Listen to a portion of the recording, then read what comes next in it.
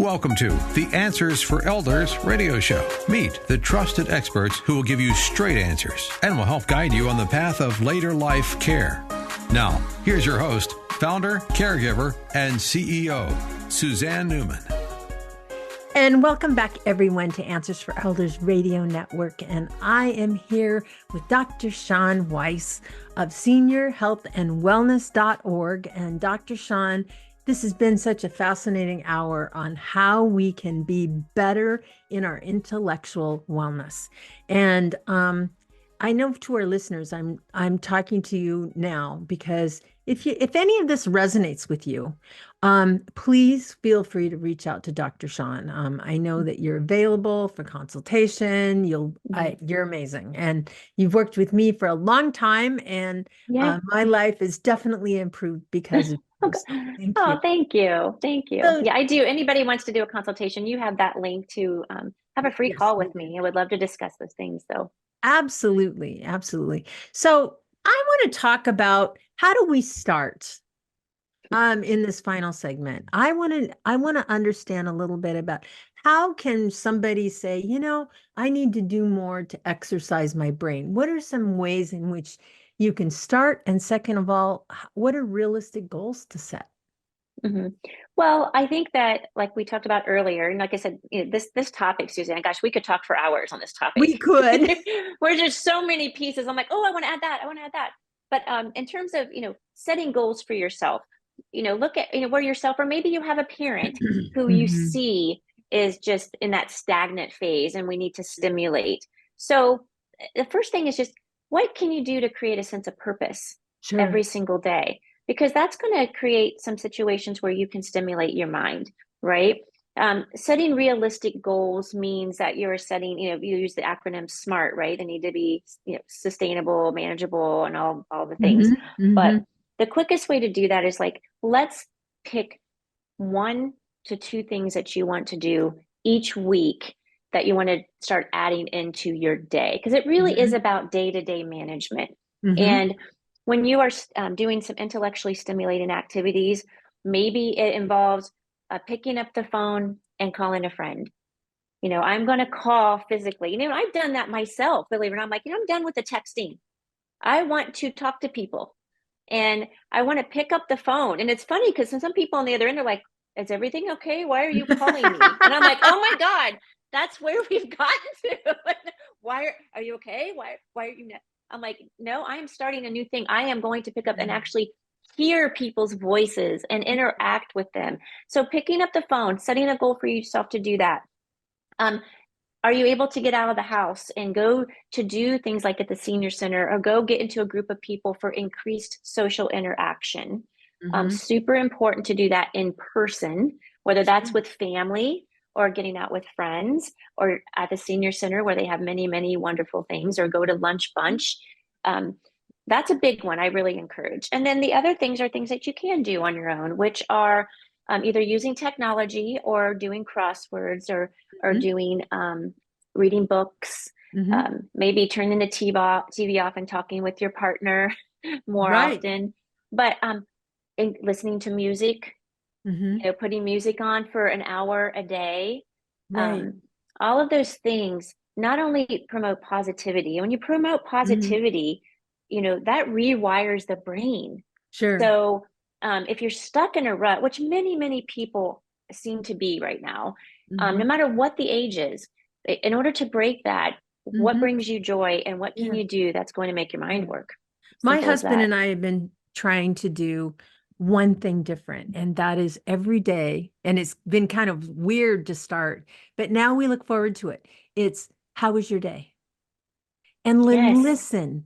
And it's interesting. It's like sometimes he'll say, I don't know.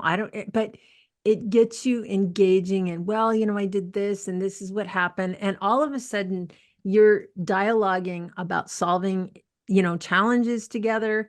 You're feeling connected. Yes, on a social side, but I think that intellectual side there's an element of coming together and growing together, because you're having intellectual health and emotional health.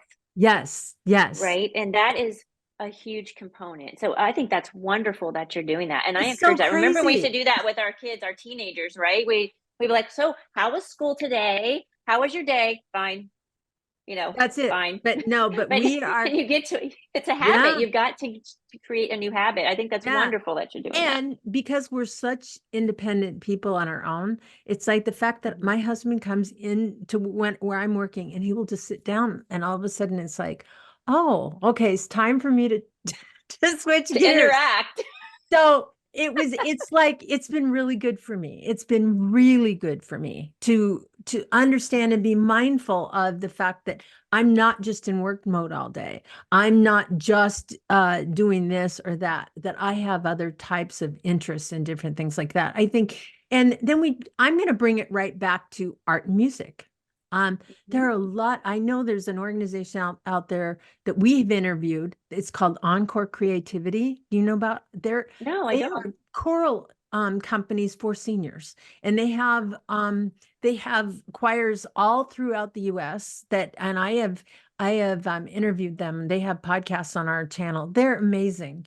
And then there's another one just for people with dementia, and I'm trying to remember the name of that one, but there's different types of art organizations out there for seniors that are so important in this factor. Absolutely. And I encourage, you see a lot of the senior centers in the communities will have some Mhm. wonderful, paint nights and things like that. But if you are somebody who's always loved art and you find that you've been out of it for a long time, go grab the paintbrushes, right? You can do it at Yeah. home. You can Yeah. create, and there's no right or wrong way to do it. It's just that creates such great stimulation for your mind. And I love how Absolutely. you connected the intellectual wellness with the emotional wellness and mindfulness. Yeah. And Huge component. you don't think about, I seriously, that was such a simple thing. How was your day? That, Mhm. huh? But it totally gets you to think about, well, I got this done. I have stuff Yep. needs to be done. And there's times when he'll say something to me and I'll say, oh, well, how can I help? Or let's go do that now, or anything like that. All of a sudden you're creating this synergy or interaction that you never would have had before, which is so Yeah. great. There's the three things of what would do. It would be Yeah. have more conversations, move your body, right? Uh-huh. And watch your nutrition. Look at your Absolutely. nutrition. Those three things are going to, well, I have three. Perfect. Those three things are going to, affect your health on a higher level. Before we go, you are reachable at seniorhealthandwellness.org. And Dr. Shawn Weiss, how do you help families and seniors? Oh gosh, I love promoting not just all things physical activity, but I really love having the program I use hits all the pillars of health. I sit down with my clients, I go over stress, sleep, nutrition, exercise, gut health, and emotional health.